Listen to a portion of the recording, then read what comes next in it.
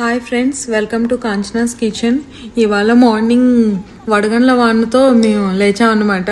పొద్దున్నే చాలా గట్టిగా సౌండ్ వస్తుంది ఏంటా అని చెప్పి బయటకు వచ్చి చూస్తే చాలా పెద్దగా వడగండ్ల వాన కురుస్తుంది.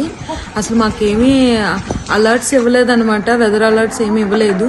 కానీ చాలా పెద్ద వడగండ్ల వాన చూసాం ఇవాళ.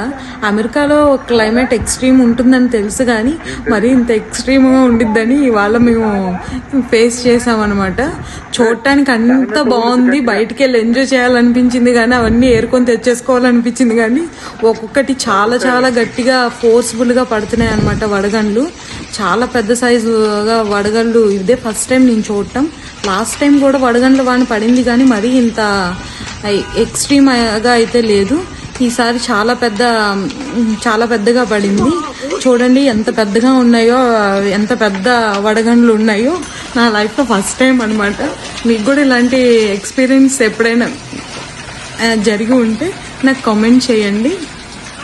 ఇక్కడ ఎలా ఉందంటే వెహికల్స్ కూడా ఈ వైబ్రేషన్కి వార్నింగ్ అలారమ్స్ మోగటం మొదలు పెట్టాయి.